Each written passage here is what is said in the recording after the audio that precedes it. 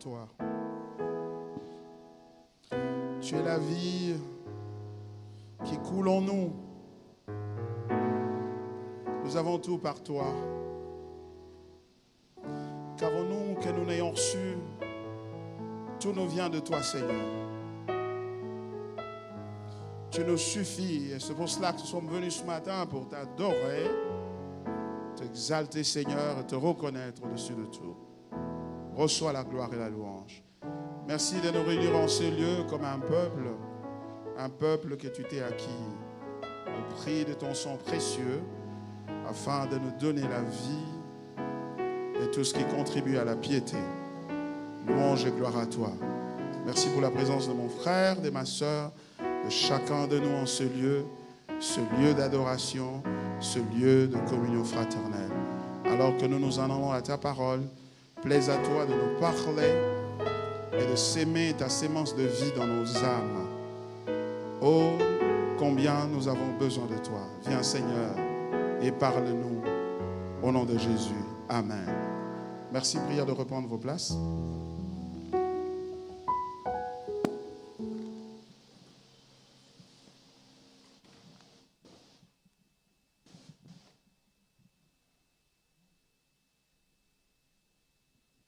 Bénissons le Seigneur qui nous a encore donné l'opportunité de nous retrouver ce matin en ces lieux pour l'adorer, pour communier ensemble et aussi écouter sa parole de vie, sa parole qui transforme, sa parole qui donne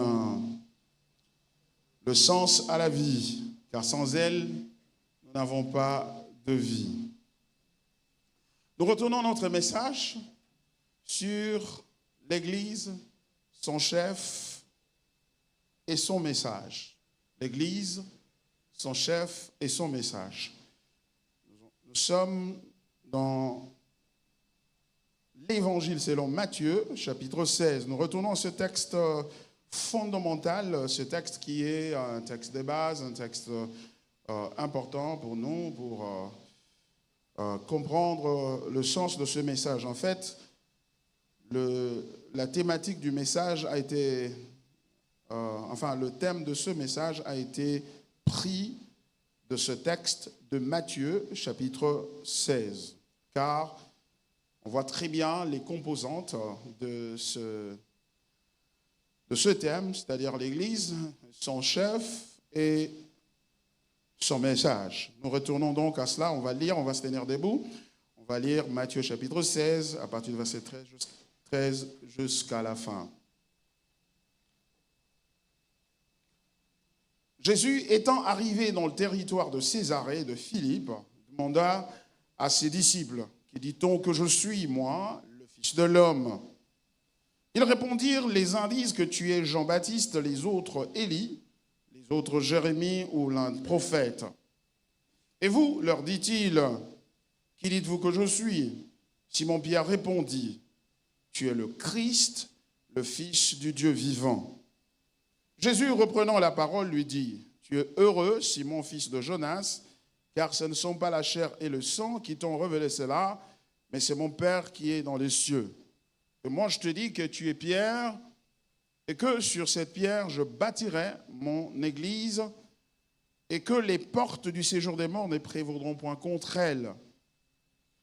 Je te donnerai les clés du royaume des cieux. Ce que tu lieras sur la terre sera lié dans les cieux, et ce que tu délieras sur la terre sera délié dans les cieux. Alors, il recommanda aux disciples de ne dire à personne qu'il était le Christ. Dès lors, Jésus commença à faire connaître à ses disciples qu'il fallait qu'il allât à Jérusalem, qu'il souffrit beaucoup de la part des anciens, des principaux sacrificateurs et des scribes, qu'il fut mis à mort et qu'il ressuscita le troisième jour.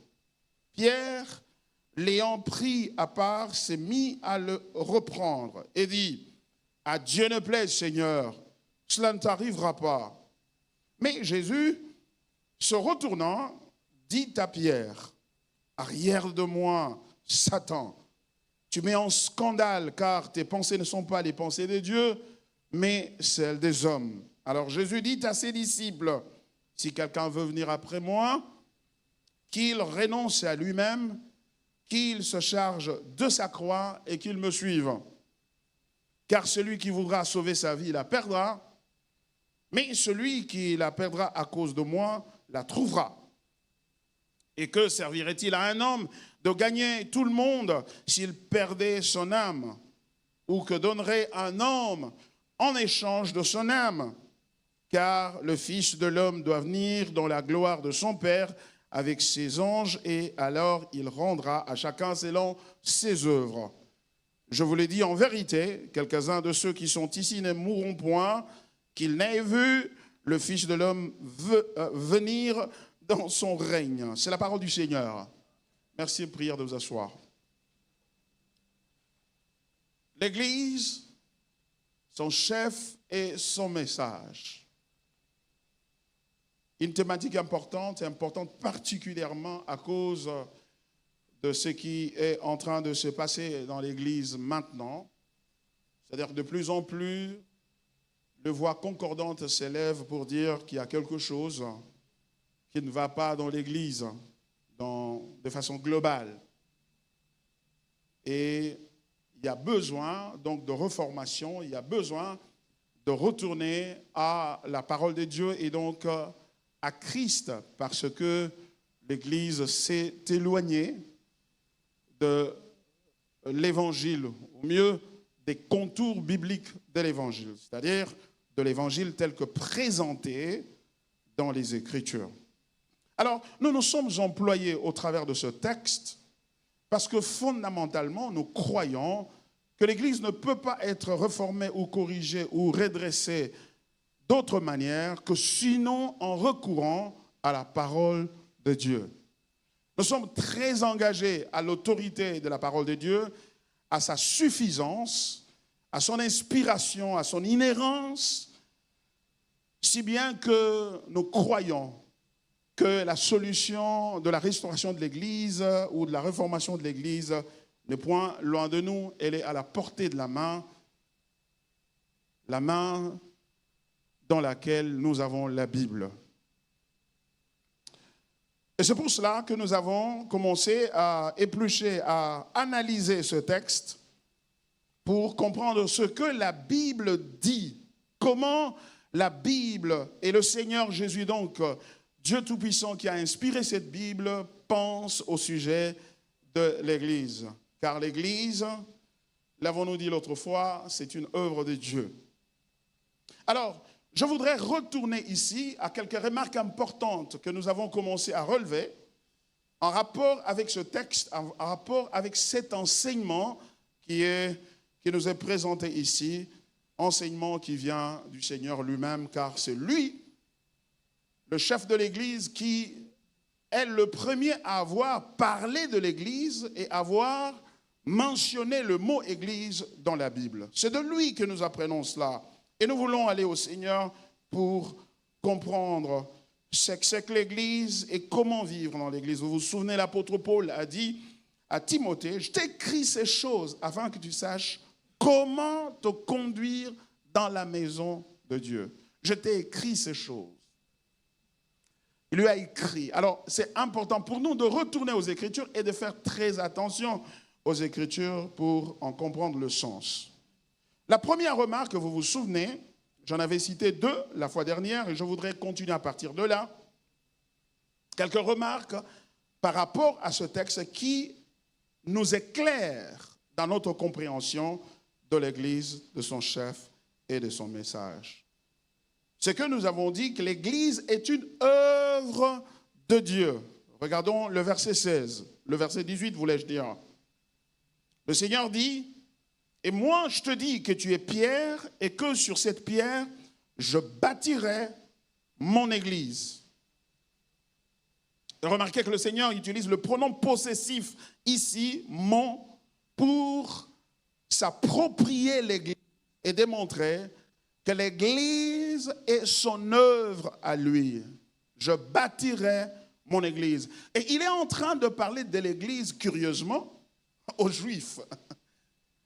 Précédemment, au verset 16, l'apôtre a dit, tu es le Christ, c'est-à-dire le Messie, le libérateur, le Messie dont a parlé l'Ancien Testament dans sa totalité. L'Ancien Testament parlait de lui, promettant qu'il y aura un autre prophète qui viendra et qui sera plus grand que Moïse et tous les autres prophètes qui lui avaient succédé. Le Christ, le Fils du Dieu vivant. Et lorsque lui parle, il parle de l'Église. Il dit, je bâtirai mon Église. Non, je pense que Pierre aurait souhaité, aurait voulu que le Seigneur dise, oui, je libérerai Israël, j'affranchirai Israël. Et vous allez voir que même dans la suite, c'est la même question qui taraudait leur pensée, c'est-à-dire qui circulait, qui préoccupait leur pensée, leur esprit, celle de savoir à quel moment tu nous rendras libres si tu es le Messie. Mais Jésus, cependant, au lieu de s'afficher à eux comme le libérateur d'Israël, donc le Messie, il parle de l'Église. Il dit, je bâtirai mon Église. L'Église appartient au Seigneur. C'est l'œuvre de Dieu. Mais remarquez, comme nous l'avons dit la fois dernière, que Jésus fait remarquer à l'apôtre Pierre que ce ne sont point la chair et le sang qui t'ont révélé ces choses, c'est-à-dire mon identité. Tu es le Christ, le Fils de Dieu vivant, mais c'est le Père. Et Jésus, sur cette base de cette révélation, il dit, toi tu es Pierre, tu t'appelles Pierre, mais sur cette pierre dont tu as parlé, c'est-à-dire la révélation de ce qu'il est le Christ, le Fils du Dieu vivant, je bâtirai mon Église. Donc l'Église est fondée sur Christ. C'est une œuvre qui implique le Père, car c'est lui qui a révélé cela à Pierre, et qui implique aussi Jésus, parce qu'il dit que c'est lui qui va se mettre à l'œuvre pour bâtir cela. Et vous vous rappelez, Jésus, avant de partir, il a dit, je ne vous laisserai pas comme des orphelins, j'enverrai le Saint-Esprit. Et remarquez que dans Actes chapitre 20, verset 28, Actes chapitre 20, verset 28, la Bible dit, prenez donc garde à vous-même.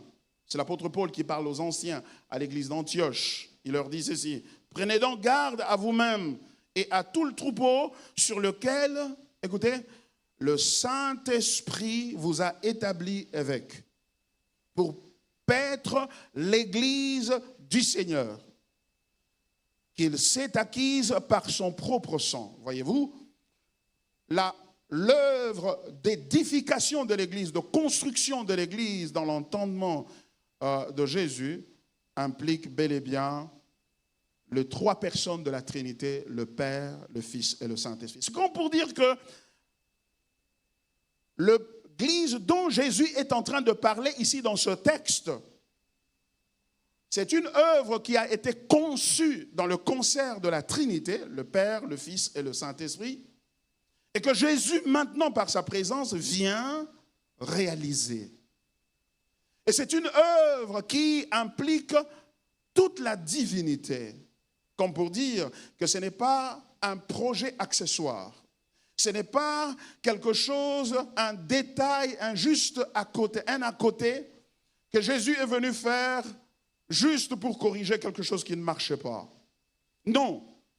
L'Église est au centre de la pensée, de la préoccupation de Dieu et du projet de Dieu, si bien qu'on peut dire sans crainte de se tromper que l'univers a été créé afin que Dieu crée une plateforme où il va bâtir son Église. Et en le disant, ainsi, nous nous harmonisons avec les Écritures. Que tout l'univers, dans sa splendeur, a été créé pour servir de plateforme, où Dieu va bâtir son Église. Et il s'approprie l'Église en disant « mon Église ». Et il ajoute les portes de séjour de mort ne prévaudront point contre elle. Et quand Jésus est en train de parler comme ça, et avec autorité, je bâtirai mon église, on ne peut que tout de suite le mettre en parallèle avec Adam. Parce que son empressement à dire, tout de suite après avoir mentionné l'église, son empressement à dire que les portes de séjour des morts ne prévaudront point contre elle, nous donne une pensée au sujet de ce qui est arrivé à Adam. Cet homme qui, Dieu, après avoir créé les cieux et la terre, il l'a responsabilisé, il lui a dit, multipliez, remplissez la terre et assujettissez-la. Multipliez, assujettissez-la. Parce que, en réalité, la Bible nous dit que Dieu a créé l'homme à son image et à sa ressemblance. Ça veut dire que, en créant les cieux et la terre et tout ce qu'ils contiennent, et que finalement Dieu va placer l'homme créé à son image, à sa ressemblance sur la terre, ce que Dieu voulait accomplir, c'est qu'il voulait que son image remplisse la terre. De sorte qu'à chaque coin du monde, à chaque mètre carré, qui est un être, qui est à l'image et à la ressemblance de Dieu, de sorte que toute la terre devienne comme une sorte de miroir, où l'image de Dieu est reflétée, Dieu se voit au travers des hommes. Et ce grand projet, il l'avait donné à qui? À Adam. Et Adam, vous connaissez la suite, c'est que au lendemain, le même jour où il a reçu ce mandat, les portes de séjour de mort ont prévalu sur lui. C'est-à-dire Satan est venu le tenter par le biais de sa femme et finalement, il s'est laissé emporter. Et Jésus est en train tout de suite de dire, sur cette pierre, je bâtirai mon église et les portes des séjours de mort ne prévaudront point contre elle. C'est-à-dire ce qui est arrivé à l'autre qui a échoué et qui n'a pas pu, parce que les portes de séjour de mort, c'est-à-dire les pensées maléfiques de Satan et ses acolytes ont prévalu sur lui, cela ne m'arrivera pas. Et que l'église va prévaloir. Christ bâtira une communauté éternelle qui amènera la gloire de Dieu sur la terre. Ça veut dire que ce que Adam a échoué à réaliser, Christ va le réaliser parce que l'église dont il est question, c'est une communauté de croyants, c'est une communauté des hommes et des femmes rachetés par son sang, en qui réside son esprit, le Saint-Esprit, et qui vont briller sur la terre et refléter la gloire de Dieu dans les cieux et proclamer la gloire, la suprématie de Dieu aux puissances et aux dominations et aux autorités et à toute la création, de sorte que maintenant il est dit que toute la création soupire après la révélation du Fils de Dieu. Donc dans la pensée profonde de Dieu, l'Église est une communauté que lui a pris l'engagement de bâtir, et cette fois-ci, il a responsabilisé la personne qu'il fallait. Et la personne pour qui tout avait été créé, car dans Colossiens chapitre 1er, verset 16, la Bible dit, tout a été créé par lui, c'est-à-dire par le moyen de Jésus, et pour lui. Et c'est maintenant qu'il vient et il dit, je bâtirai mon église et les portes de séjour de mort ne prévaudront point contre elle.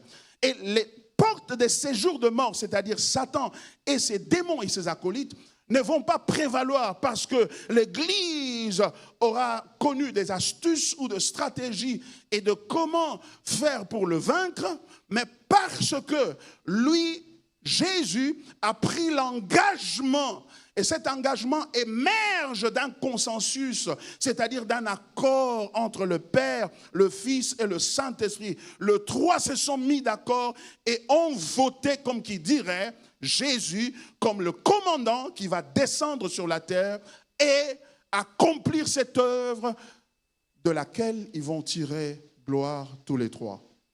Et il n'est pas étonnant que le jour où Jésus émergeait des eaux du baptême de Jean-Baptiste, la Bible dit, une voix se fit entendre du haut des cieux. Celui-ci est mon fils bien-aimé en qui je mets toute mon affection. Et la Bible dit, le Saint-Esprit vint se poser sur lui sous forme d'une colombe. Vous voyez, cette unité de la Trinité divine qui accompagne l'accomplissement de cette œuvre. Du coup, l'Église ne peut pas faillir. L'Église ne peut pas tomber. L'Église ne peut pas s'écrouler. Car ce qui fait la force de l'Église, ce n'est pas la foi de l'Église, mais c'est ce en quoi l'Église a placé sa foi. C'est-à-dire qui constitue le fondement de l'Église. Donc c'est un projet de la Trinité de l'éternité vers l'éternité. Et un projet qui voudrait faire connaître Dieu. Qui voudrait faire connaître Dieu. J'aimerais qu'on lise ce texte ici, parce que d'abord, nous allons beaucoup lire Éphésiens aujourd'hui, parce que Éphésiens nous donne un aperçu merveilleux sur l'Église. Regardez, d'abord au chapitre 1er, Éphésiens, chapitre 1. Partie verset 3. Béni soit Dieu, le Père de notre Seigneur Jésus-Christ, qui nous a bénis de toutes sortes de bénédictions spirituelles dans les lieux célestes en Christ. Là, on voit encore les trois personnes de la Trinité. Béni soit Dieu, le Père de notre Seigneur Jésus, la deuxième personne, qui nous a bénis de toutes sortes de bénédictions spirituelles, c'est-à-dire les bénédictions de l'Esprit. Et qu'est-ce qu'il a fait? Verset 4. En lui, Dieu nous a élus avant la fondation du monde, pour que nous soyons saints et irrépréhensibles devant lui, nous ayant prédestinés dans son amour à être ses enfants d'adoption par Jésus-Christ selon le bon plaisir de sa volonté. Voilà ce qu'il a fait. En lui, Dieu, c'est-à-dire la décision de nous appeler à être, pour être l'Église et pour être les enfants de Dieu, a son origine en Dieu. À son origine en Dieu. Tu n'as pas cru en Jésus-Christ par accident. Tu n'es pas venu à Christ parce que, bon, écoutez, je me suis quand même assagi. Je me suis assagi après tous les échecs que j'ai rencontrés dans la vie. Bon, je me suis quand même décidé de donner ma vie à Jésus. Ou bien j'étais tellement attaqué, etc. Ou bien je suis fatigué du monde, je veux venir à Jésus. Non. Ta décision a son origine dans le concert de Dieu. C'est-à-dire que Dieu était assis et il a trouvé quelque chose de meilleur à faire que de faire autre chose qu'il aurait pu faire, c'est de bâtir l'Église. Et il t'a compté parmi ceux-là avant la fondation du monde. Et ça, c'est un privilège incroyable. Nous ayant prédestinés en son amour à être ses enfants d'adoption, par Jésus-Christ selon le bon plaisir de sa volonté, à la louange de la gloire de sa grâce qu'il nous a accordée en son bien-aimé, afin qu'il résulte de cette œuvre-là qu'il accomplit, la gloire, la louange en son nom. Ça veut dire que ceux-là qui vont être choisis qui ont été choisis et qui vont être ainsi sauvés, lorsqu'ils vont expérimenter ce salut-là, ils vont se tourner vers Dieu, ils vont dire: nous te louons pour le salut que tu nous as accordé. Et ce salut que tu nous as accordé, ce n'est pas parce que nous sommes meilleurs que les autres qui l'ont pas reçu, mais à cause de ta grâce. La louange de la gloire de sa grâce. C'est-à-dire que la grâce est tellement glorieuse qu'elle provoque la louange. Elle provoque la louange. Et cette louange-là est une expression de Dieu, est une expression de l'amour de Dieu vis-à-vis de ceux qui reçoivent ce salut-là. Pourquoi? Parce que la louange est une expression, comme l'a dit C.S. Lewis. C.S. Lewis est un auteur anglais qui a un chrétien merveilleux, un gars qui a écrit beaucoup de livres, qui a vécu au 19e siècle. Et qui disait qu'il avait beaucoup de difficultés quand il lisait la Bible. Il avait l'impression que Dieu était comme une vieille femme en quête, à la recherche à tout moment des compliments. Louer le Seigneur, louer le Seigneur. Pourquoi tout le temps louer le Seigneur, louer le Seigneur? Et finalement, un jour, il a compris, il a réalisé quelque chose de merveilleux en comprenant que, vous savez, la louange n'est pas la satisfaction ou la joie n'est pas totale jusqu'à ce que celui qui expérimente la joie l'exprime. C'est-à-dire, si tu vois une belle fleur, pour que tu sois totalement satisfait de la vue que tu as de la fleur, quelque part, ça va te pousser à parler. Et quand tu dis, oh, que c'est beau, et le fait de le dire complète ta joie. Et quand tu le dis, tu as la paix maintenant. C'est ce qu'il est en train de démontrer. Du coup, c'est pourquoi les amants se font des compliments. Je t'aime chérie, oh j'aime ta robe, j'aime ceci. Quand tu es dans une relation, ça c'est une parenthèse, tu es dans une relation, il n'y a pas de compliments. Ça veut dire qu'on n'est pas satisfait de toi. Du coup, quand on est aussi en relation avec Dieu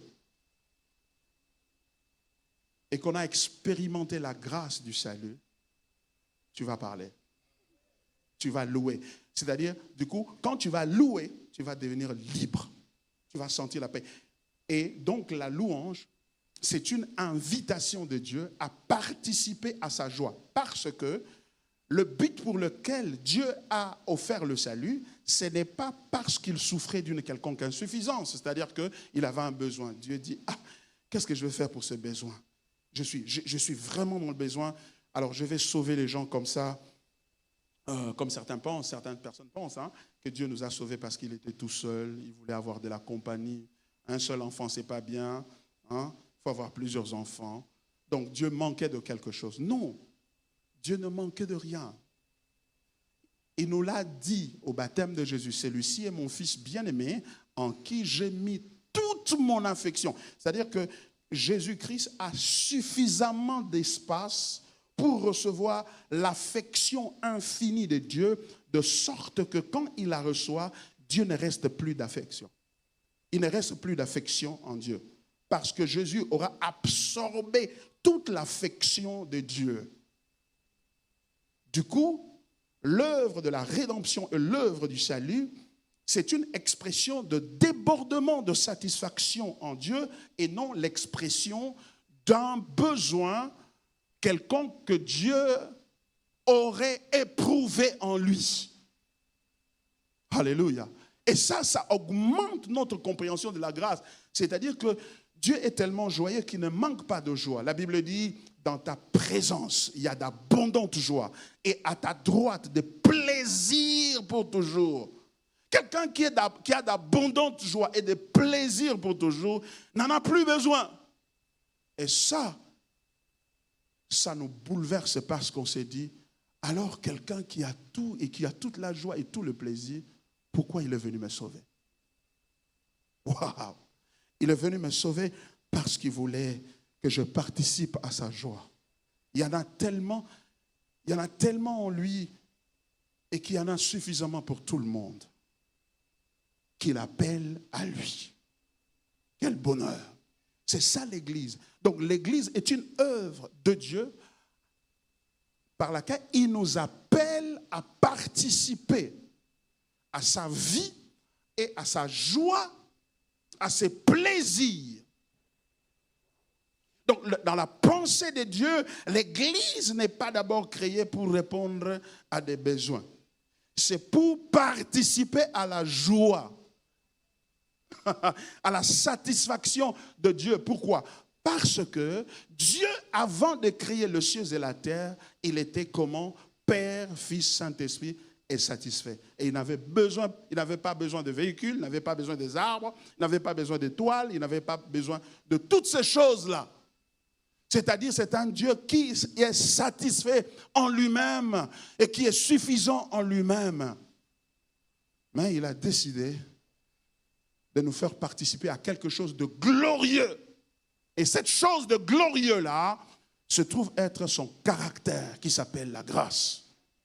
La grâce en lui, c'est-à-dire la capacité de donner à quelqu'un quelque chose qu'il ne mérite pas. Vous vous rappelez, on définit la grâce comme étant une faveur imméritée.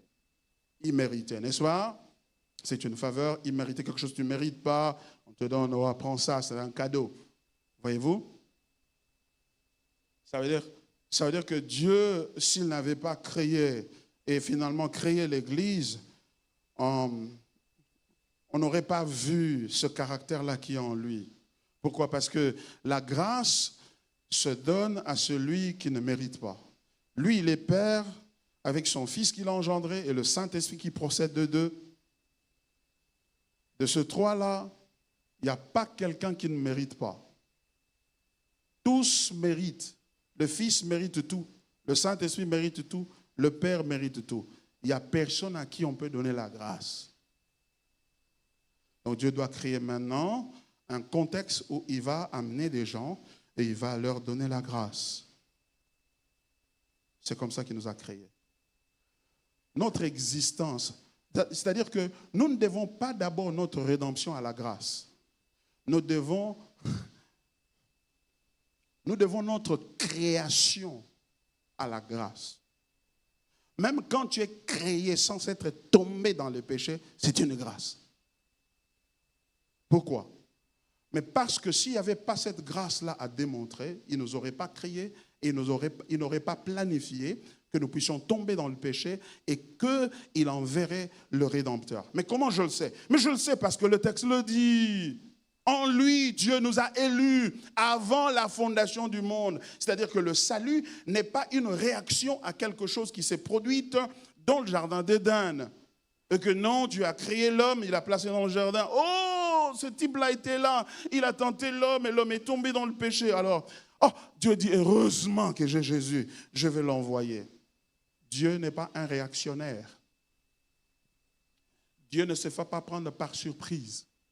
Il a planifié ces choses-là.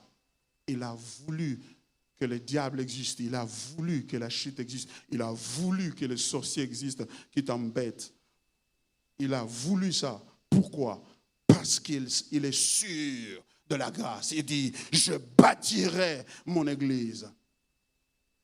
Je pourrais bâtir. Non. Il parle avec autorité et certitude. Et la certitude et la garantie de ta protection et de ta vie ne résident pas dans ce que tu fais ou ce que tu ne fais pas. Ça réside dans ce que lui a dit. La capacité d'aller au lit et dormir en paix ne réside pas en ce que toi tu fais. J'asperge le sang de Jésus ici, je mets ça, je chasse, je fais ceci. C'est bien beau. Mais ça ne dépend pas de ça. Ça dépend de « je bâtirai mon église et les portes de ce jour des morts ne prévaudront point contre elle ». Il a parlé et depuis qu'il a parlé, cette parole est en train de circuler dans tous les atomes, toutes les molécules, dans l'atmosphère. Cette parole-là est soutenue et s'accomplit parce que Dieu est derrière sa parole pour l'accomplir. Bien-aimés dans le Seigneur, si nous voulons être Église, nous devons savoir que notre origine ne se trouve pas dans nos prières, dans notre sanctification, dans notre théologie, mais elle se trouve dans la parole de Dieu, la parole qu'il a prononcée. Et cette parole-là, c'est l'expression de sa volonté et de la volonté commune entre le Père, le Fils et le Saint-Esprit. Ta vie a été décidée au-delà du temps.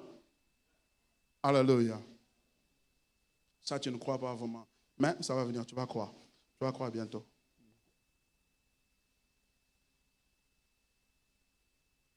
La force de l'Église, c'est la parole de Dieu. La puissance de l'Église, c'est la parole de Dieu. Et quand nous avons la parole, alors quand nous prions selon la parole, nous sommes puissants.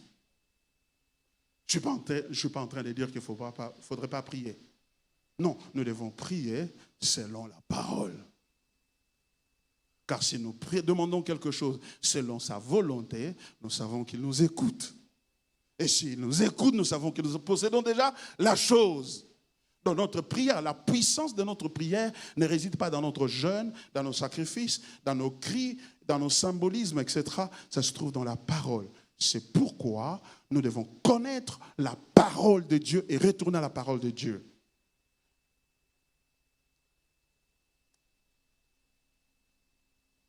Deuxièmement, l'accomplissement ou la réalisation de l'Église a nécessité la présence de Christ sur terre. Tu es le Christ, le Fils du Dieu vivant. Matthieu 16, verset 16. C'est sur son œuvre de rédemption que Christ est venu accomplir qu'il bâtit l'Église. Il a dit, il va bâtir l'Église sur quoi? Sur la révélation de ce qu'il est. Il est donc le fondement de l'Église. Lisons ça dans 1 Corinthiens chapitre 3, 10 à 11. 1 Corinthiens chapitre 3.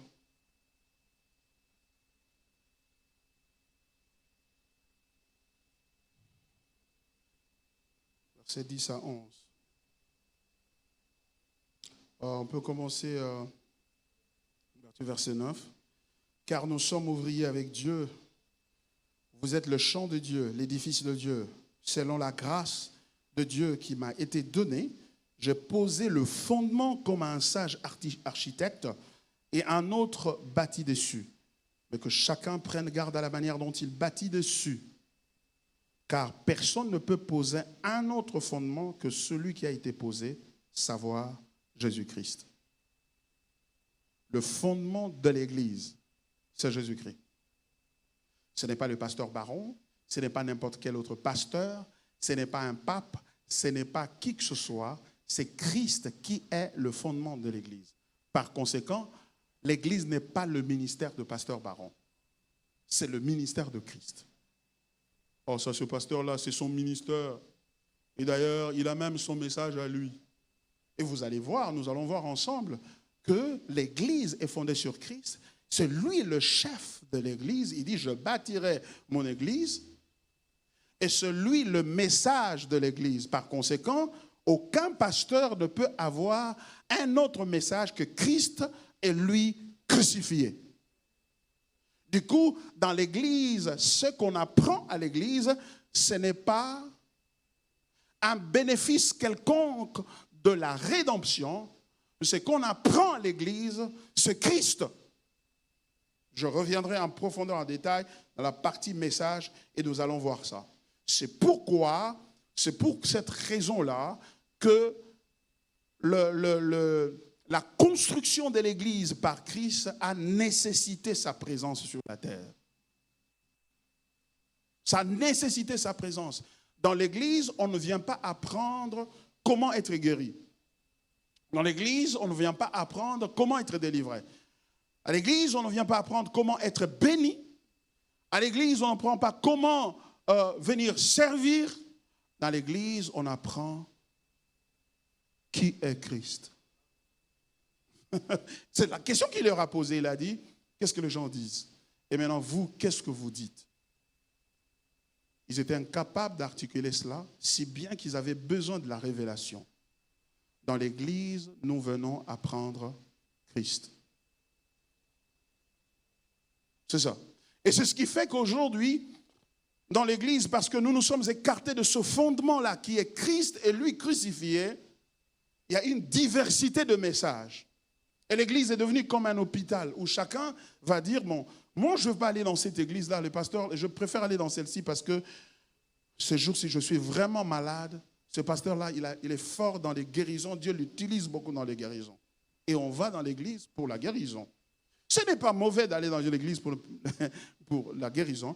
Le problème, c'est celui-ci. Le problème, c'est que l'église n'a pas pour but de guérir les gens. Ça, c'est difficile à digérer. Hein?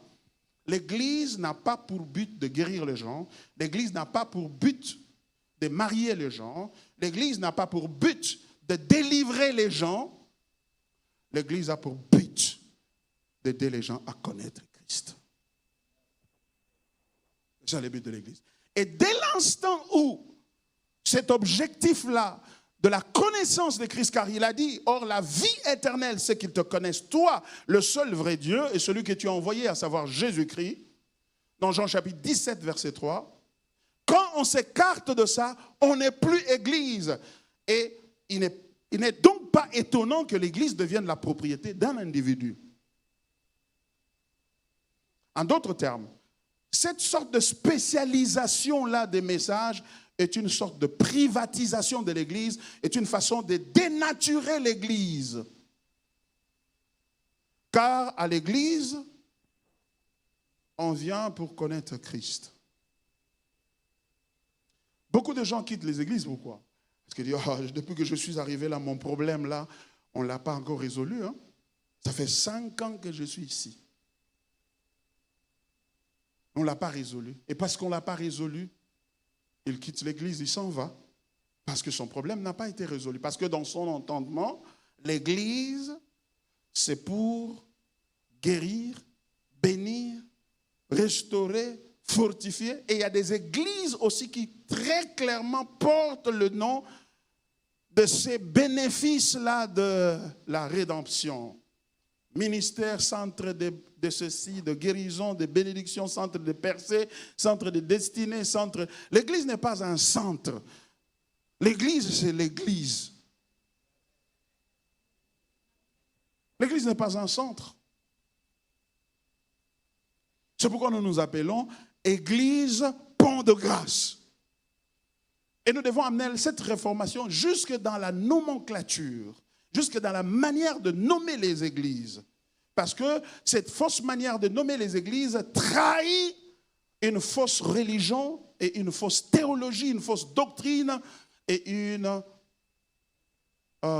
dépravation de la corruption de l'église. L'église est dénaturée. Elle a dit, tu es le Christ, le Fils du Dieu vivant. Il est le fondement de l'église. Troisièmement, l'église est le résultat de l'œuvre de la rédemption.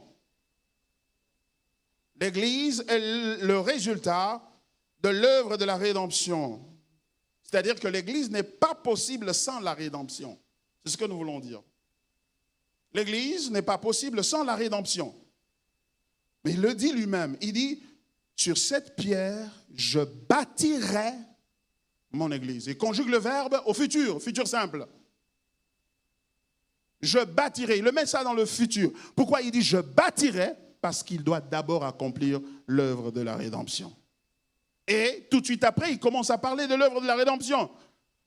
Et remarquez quelque chose, que l'apôtre Pierre n'a pas compris cela.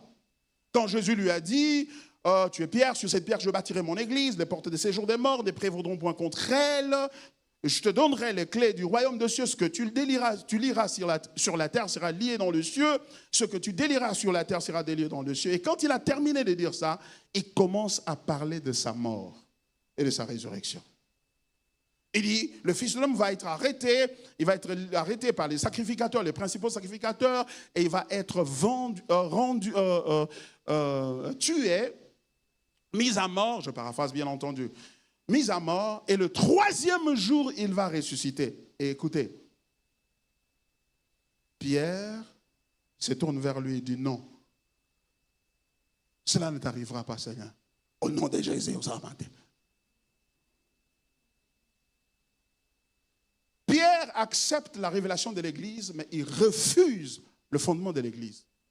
Il refuse le moyen par lequel l'Église va venir, c'est-à-dire l'Évangile, la mort et la résurrection de Jésus. Mais pourquoi il refuse? Écoutez, ne condamnez pas trop Pierre, hein? Ne le condamnez pas trop. Laissez-moi vous expliquer pourquoi Pierre refuse. Pierre refuse parce qu'il a dit de sa bouche, poussé par Dieu, le Père, tu es le Christ, le Fils du Dieu vivant. Tu es le Christ. Christ veut dire le Messie. Et le Messie, c'est la personne tant attendue par Israël, au sujet de laquelle personne Dieu avait donné de nombreuses prophéties disant qu'il va venir. Et quand il va venir, il sera le fils de David, il sera le meilleur roi, le parfait roi que vous aurez. Il s'assiera sur le trône de David, il va vous délivrer de vos oppresseurs, il va installer la paix et la joie, il va installer la prospérité. Et donc, quand il viendra, il va être le libérateur, celui qui nous libère de nos ennemis. Et Jésus est en train de dire à Pierre, et Pierre, on va m'arrêter. Qui va l'arrêter? En Israël, il y avait une loi qui avait été promulguée par l'oppresseur, c'est-à-dire l'Empire romain, disant personne ne peut être condamné à mort sans l'approbation préalable, sans la permission de l'autorité romaine. Et dans le cas d'espèce, du gouverneur de la Judée. La Judée, c'était la contrée de Juifs. Donc Pierre comprend que Jésus est en train de dire qu'il a confirmé que c'est le Père qui lui a dit qu'il est le Christ, mais il est en train de dire que non, l'oppresseur va l'arrêter et l'oppresseur va ordonner sa mort. Vous comprenez? Mais c'est un paradoxe, c'est une contradiction. Toi, tu es venu pour nous délivrer de l'oppresseur qui s'appelle le Romain, maintenant, pour nous. Et tu es en train de dire que non, on va encore t'arrêter et c'est l'oppresseur qui va te tuer. Comment cela? Non, cela ne t'arrivera pas, Seigneur. Au nom de Jésus. Vous comprenez? Donc peut-être, certainement, il pensait que non, le Seigneur délirait, ou il était déprimé, ou il perdait un peu la tête. Hein? Il perdait un peu la tête parce que les deux propositions ne peuvent pas être réconciliées. Ce n'est pas possible. Tu viens pour nous libérer et on va te tuer par l'oppresseur. Oh! Mais il n'a pas compris les voies de Dieu. Car Dieu dit, vos pensées ne sont pas mes pensées, vos voix ne sont pas mes voix. Jésus dit, arrière de moi Satan, car tu penses à la manière des hommes et non à la manière de Dieu. Ça veut dire que l'Église doit être conduite à la manière de Dieu et non à la manière des hommes. Et la manière de Dieu, c'est la mort et la résurrection de Jésus-Christ. C'est-à-dire l'évangile. C'est pourquoi l'apôtre Pierre, que dis-je, l'apôtre Paul, dit dans 1 Corinthiens chapitre 15, à partir du verset 1er, il dit, frères, je vous rappelle, frères, l'évangile que je vous ai annoncé, que vous avez reçu, dans lequel vous persévérez, par lequel vous êtes sauvés, si vous le retenez tel que je vous l'ai enseigné, autrement vous aurez cru en vain. Je vous ai enseigné avant tout que Christ est mort pour nos péchés, selon les Écritures, qu'il a été enseveli. Waouh! Et qu'il est ressuscité plutôt, le troisième jour, selon les Écritures. C'est ça l'évangile. En d'autres termes, Jésus, conditionnant l'édification de l'Église, le fondement de l'Église à sa mort et à sa résurrection, il établit par là que l'Église ne peut jamais accomplir quoi que ce soit sans l'Évangile. Ça veut dire que tout ce qu'on veut faire dans l'Église, qu'il s'agisse de prêcher, qu'il s'agisse de prier, qu'il s'agisse de prier pour ceux qui sont dans le besoin, qu'il s'agisse de diriger l'Église, qu'il s'agisse de bénir ceux qui sont dans le besoin, etc., tout doit passer par l'Évangile. Et l'Évangile est donc au centre de tout. Et de tous les messages. Il n'y a pas un message qui devra être donné dans l'Église sans l'Évangile. C'est-à-dire que si on veut être délivré, si on veut être béni, si on veut avancer, etc., tout passe par l'Évangile. Du coup, l'Évangile n'est pas le ABC de la vie chrétienne, n'est pas un message qu'on reçoit pour commencer la vie chrétienne. C'est le seul message de la vie chrétienne, de bout en bout. C'est-à-dire une articulation de la délivrance, une articulation de la guérison, une articulation de la prospérité qui fait ombrage à l'Évangile, c'est-à-dire qui s'oppose de quelque manière que ce soit ou qui entre en contradiction de quelque manière que ce soit avec l'évangile, même si cette articulation-là produit des résultats probants, c'est-à-dire des résultats palpables qu'on peut toucher, j'étais malade, je suis guéri, il y avait des 15 démons en moi, ils sont sortis, je suis libre, ce message-là n'appartient pas à l'Église. Non, je reprends ça, je vais dire ça autrement. Ce que je veux dire, c'est il n'y a pas d'église sans l'évangile. Par conséquent, tous les messages qui sont enseignés dans l'église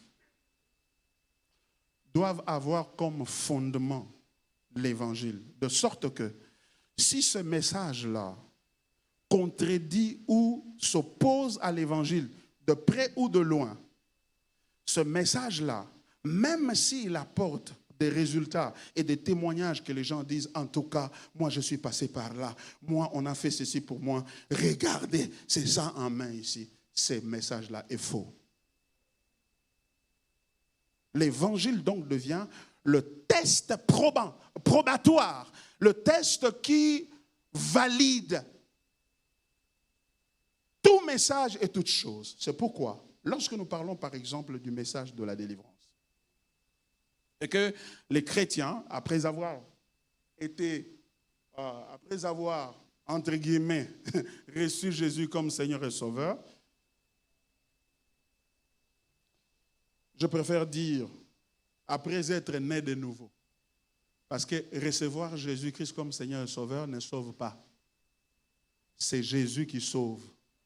Ça veut dire qu'il est possible qu'on te prêche la bénédiction, la délivrance, la prospérité, la destinée et même la sanctification.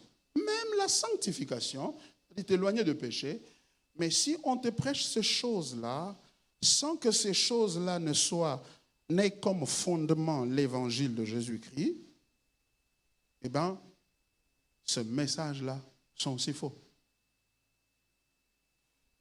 Le message de la délivrance, par exemple, dit, après être né de nouveau, si tu es chrétien, tu as cru en Jésus-Christ par le fait de la régénération, parce que quand tu es régénéré par le Saint-Esprit, comment cela se passe? Personne ne sait comment ça se passe, parce que le Saint-Esprit lui-même sait comment il le fait, mais quand il a fait, le résultat, c'est que tu vas croire. Donc, du coup, la nouvelle naissance précède la foi. On ne croit pas pour naître de nouveau, on naît de nouveau pour croire. Vous voyez? Mais quand est-ce que la nouvelle naissance a lieu? Elle a lieu quand on prêche l'évangile. Sans l'évangile, il n'y a pas de nouvelle naissance. Ça veut dire que, comme ce matin, le pasteur Baron est en train de prêcher l'évangile, et pendant qu'il prêche, le Saint-Esprit vient dans ton cœur. Et il te convainc que ce gars-là, ce qu'il est en train de dire, ça vient de moi. Et ça te concerne.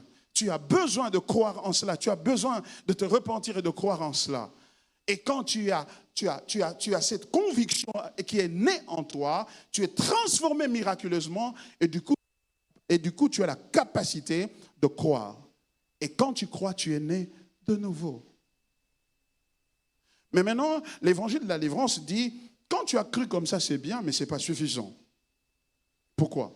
Parce que maintenant que tu es devenu chrétien, tu as encore des liens et de l'héritage que tu as reçu de tes parents, et de tes parents, des parents, arrière-parents, jusqu'à Adam finalement, qui te sont encore attachés. Et tant que ces choses-là ne sont pas brisées, ne sont pas anéanties, tu ne peux pas avancer dans ta vie, même dans ta vie de prière, même dans ta vie maritale, dans ton foyer, mais même dans ta santé. Tu vas voir des choses que, mon oncle là avait l'hypertension, lui aussi il a l'hypertension, celui-là aussi il a le diabète, et diabète. Donc, et c'est un lien qui doit être coupé. Et comment on va couper ça? On va couper ça d'abord par que toi, tu dois les identifier, ces liens-là, tu dois y renoncer, et quand tu y renonces, maintenant on va prier sur toi pour chasser et couper ces forces de ténèbres qui te retiennent captif. Ça, c'est ce que ce message-là dit. Et dès que vous faites ça et vous priez, maintenant, qu'est-ce qu'il faut faire? Ah, maintenant, il faut rester dans le combat et continuer à combattre, à résister ces choses-là, parce que quand tu as la délivrance, tu peux la perdre. Il faut la garder. Et comment il faut la garder? Il faut rester dans ce ministère. Le problème avec cette articulation, cette manière de dire les choses, et il est vrai que ceux qui ont suivi ces choses-là, évidemment, ils ont vu des résultats et des conséquences positives dans leur vie. Ils ont vu de changements, ils ont vu de transformations, ils ont vu de choses. Mais ce que le texte biblique est en train de nous dire est différent. Pourquoi? Parce que ce qui te rend chrétien, ce n'est pas ta décision de changer et de recevoir Jésus. Ce qui fait de toi chrétien, c'est l'acte unilatéral que le Saint-Esprit accomplit dans ton cœur et dans ta vie, qui te fait naître de nouveau. Comment? C'est comme le vent. Jésus a dit ça à Nicodème. Tu ne sais ni d'où il vient, ni où il va. Tu en entends seulement de bruit. Ça veut dire, tu ne sais pas comment ça se fait, comme tu ne sais pas comment les os se forment dans le ventre d'une mère, d'une femme enceinte. Tu ne sais pas non plus l'œuvre de l'Esprit de Dieu. Il accomplit ça de façon souveraine et toi, tu en subis le résultat. Comment? Tu as envie de croire et de t'appuyer sur Jésus.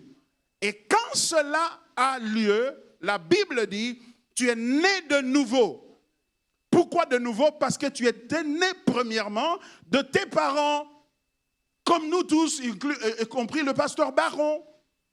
Nous étions tous nés de nos parents, donc nous avions cette nature. Du coup, il y a eu 2 naissances qui ont eu lieu dans nos vies, n'est-ce pas? La première naissance, mais la Bible dit, ce qui est né de la chair est chair, et ce qui est né de l'esprit est esprit. Il y a 2 natures, donc, il y a 2 natures maintenant qui vivent en toi. Tu as l'ancienne nature qui vient de tes parents, avec tous les liens, et connectés des liens, des malédictions de famille, des autels de famille, etc. Et qui finalement, parce qu'après tout, il ne faut pas oublier que ta famille est liée à ton clan. Et ton clan est lié à ta tribu est liée à ta nation. Ta nation est liée à ton continent et à ta race, etc. Et finalement, toutes les races sont connectées. Les jaunes, les blancs, les noirs sont connectés. Donc tu as aussi les liens normalement de la piraterie de Chinois et qui doit aussi être en toi parce que quelque part tu es connecté avec eux. Mais la Bible nous annonce une bonne nouvelle. Alléluia. La bonne nouvelle, c'est que Dieu, au lieu de venir nous réparer dans notre nature qui est corrompue et abîmée, il vient nous faire naître de nouveau. Alléluia. Ça, c'est la bonne nouvelle. Il nous fait naître de nouveau, de sorte que nous avons 2 natures. Une qui est liée sous les malédictions et une autre qui est libre. Et il dit ceci. L'ancienne nature là que tu avais, qui est liée, qui est possédée, etc., qui a beaucoup de choses, celle-là, qu'est-ce que tu vas en faire? La Bible dit, tu dois la crucifier.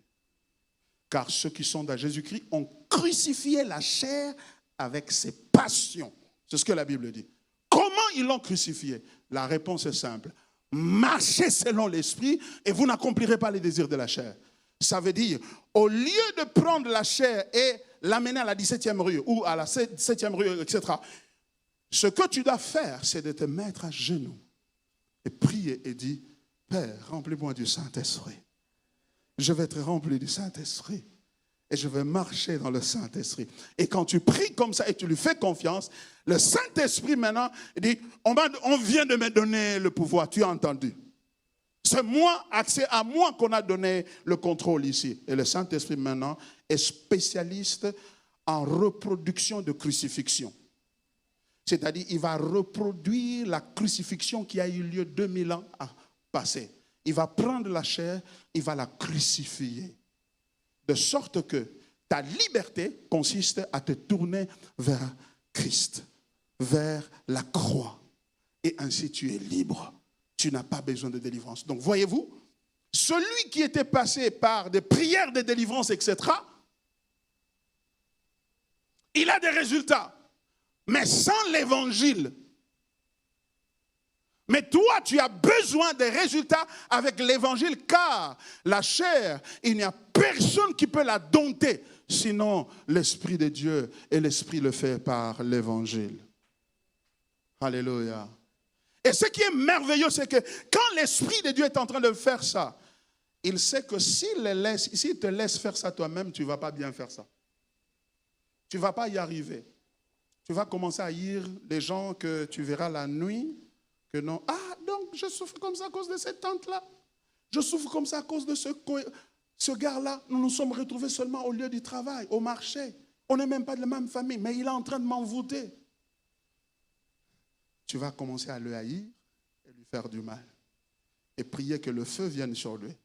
Mais quand tu te tournes vers la croix et le Saint-Esprit, ce qui va se passer, c'est un miracle. Pendant que le Saint-Esprit t'a franchi de son pouvoir et de ses œuvres, il y a de l'amour qui monte dans ton cœur pour cette personne-là.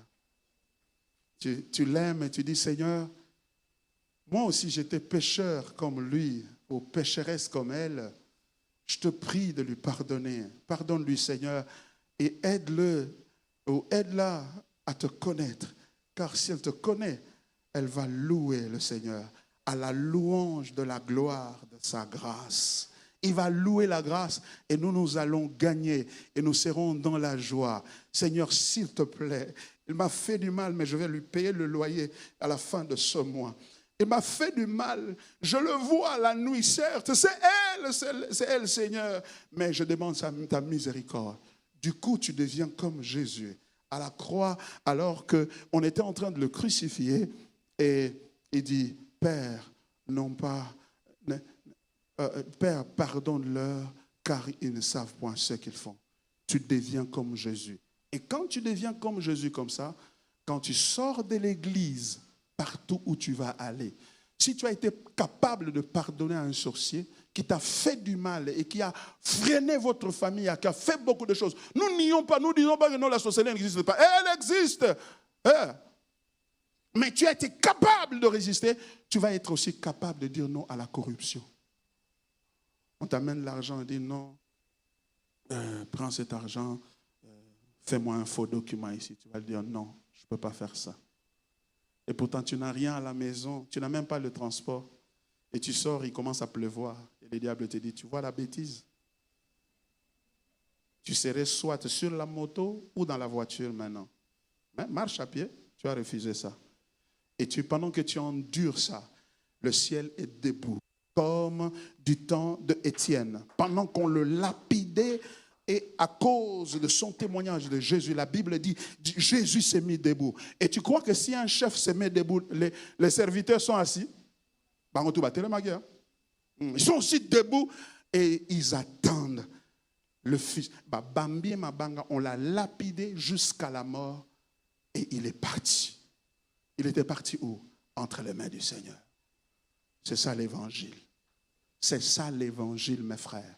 C'est ça l'église. Et nous ne pouvons pas être transformés à cette image-là, à moins qu'on nous présente ça.